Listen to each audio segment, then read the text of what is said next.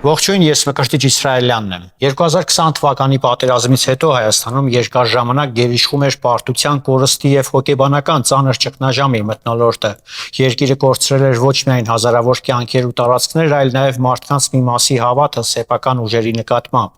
Այդ ֆոնին մայիսի 28-ի զորահանդեսը պարզապես ռազմական հանդիսավոր միջոցառում չէր, այն շատ ավելի խորքային ու խորհրդանշական նշանակություն ունի։ Այս զորահանդեսը առաջին հերթին ցույց է տալիս, որ Հայաստանը փորձում է դուրս գալ պարտության հոգեբանությունից եւ վերականգնել իր պետական ու ռազմական դիմադրողականությունը։ Սա ոչ միայն նոր զինտեխնիկայի, բանակի վերափոխման ու արդիականացման ցուցադրություն է, այլ նաև հասարակական եւ պետական կամքի վերականգնման խորհրդանիշ։ Վերջին տարիներին շատ խոսվեց բանակի խնդիրների, հին համակարգերի ձախողումների եւ փոփոխությունների անհրաժեշտության մասին։ Պատերազմը բացահայտեց տարիներով կուտակված սխալները եւ ակնհայտ դարձավ, որ անվտանգությունն այլևս չի կարող կառուցվել հին պատկերացումների վրա։ Սակայն ցանկացած պետության համար գալիս է մի պահ, երբ միայն սեփական ցավերի ու պարտությունների մասին խոսելը բավարար չէ։ Պետք է նաև ցույց տալ, որ կա վերականգնման գործընթաց, կա ապագայի նկատմամբ պատասխանատվություն եւ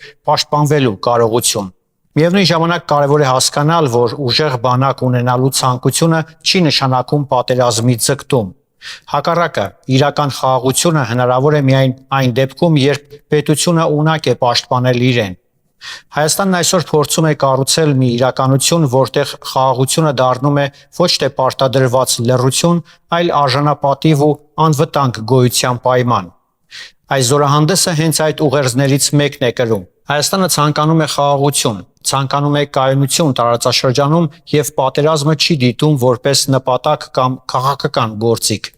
Բայց միևնույն ժամանակ պետությունը պարտավոր է ունենալ բանակ, որն ունակ կլինի պաշտպանել երկրի սահմաններն ու քաղաքացիների անվտանգությունը։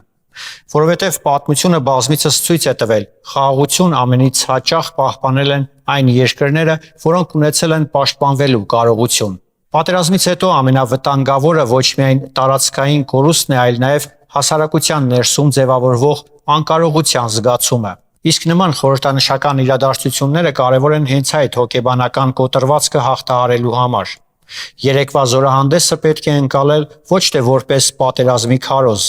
այլ որպես վերականգնման ինքնիշխանության եւ խաղաղ ապագա կառուցելու կամքի ցուցադրում։ Ես Մկրտիչ Իսրայելյանն եմ, կհանդիպենք։